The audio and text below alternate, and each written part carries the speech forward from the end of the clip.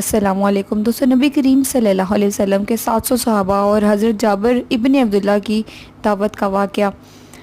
دوستو، مشرکین نے جب مدینہ پر حملے کا ارادہ کیا تو نبی کریم صلی اللہ علیہ وسلم نے اپنے صحابہ کے ساتھ مل کر مدینہ کے گرد خندق کھودنے کا کام شروع کیا۔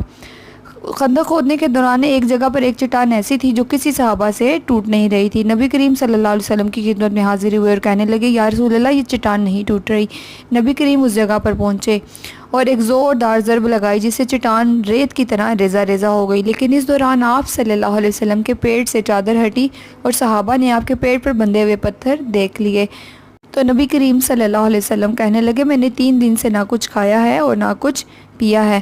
ان صحابہ میں حضرت جابر ابن عبداللہ بھی موجود تھے جو سوچ میں پڑ گئے اور سوچنے لگے کہ میرے پاس ایک بکری ہے، کیوں نہ میں اس بکری کو پکا کر اپنے آقا دو جہاں کی دعوت کروں۔ پس وہ نبی کریم صلی اللہ علیہ وسلم کی بارگاہ میں حاضر ہوئے اور کہنے لگے، یا رسول اللہ، آج کی دعوت میری طرف سے قبول فرمائیں۔ نبی کریم صلی اللہ علیہ وسلم نے پوچھا، جابر، میں اکیلا ہوں یا اپنے صحابہ کو ساتھ لے کر آؤں؟ تو حضرت جابر ابن عبداللہ سوچ میں پڑ گئے کہ میں یہ کیسے کہوں کہ آپ اکیلے تشریف لائیں، کیونکہ بکری تو ایک ہے اور صحابہ کی تعداد 700۔ تو حضرت جابر ابن عبداللہ نے کہا کہ آپ اپنے صحابہ کے ساتھ تشریف لائیں۔ یہ کہہ کر وہ اپنے گھر کی طرف چل پڑے اور گھر جا کر اپنی اہلیہ کو تمام بات بتائی۔ ان کی اہلیہ نے پوچھا کہ کیا تم نے نبی کریم صلی اللہ علیہ وسلم کو اپنے گھر کے حالات سے واقف نہیں کیا تھا؟ تو کہنے لگے، میں نے بتایا ہے کہ ایک بکری ہے، ضرور نبی کریم صلی اللہ علیہ وسلم چند صحابہ کو لے کر ہی تشریف لائیں گے۔ دعوت کا انتظام ہوا۔ ان کی اہلیہ نے سالن میں شوربہ تھوڑا زیادہ بنا دیا تھا اور تندور میں روٹیاں لگانے لگی۔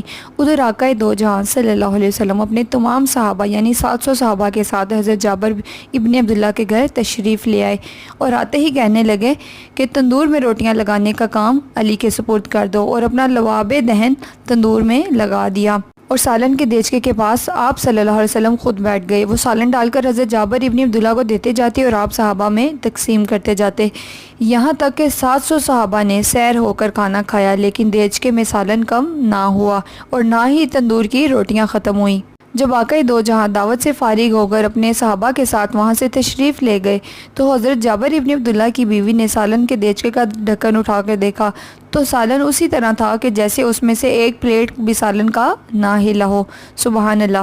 حضرت جابر اور ان کی اہلیہ بہت خوش ہوئیں اور اللہ کا شکر ادا کرنے لگیں کہ اے اللہ، تو نے ہماری آج عزت رکھ لی۔ حضرت جابر اور ان کی بیوی بہت خوش ہوئے اور انہوں نے اللہ کا شکر ادا کیا کہ آج انہوں نے ان کی عزت رکھ لی۔ میں امید کرتی ہوں آپ کو آج کی ویڈیو اچھی لگی ہوگی۔ ویڈیو اچھی لگے تو میرے چینل کو سبسکرائب، ویڈیو کو لائک اور شیئر کرنا مت بھولیں اور کمنٹ میں اپنی خوبصورت رائے کا اظہار ضرور کیا کریں۔ جزاک اللہ۔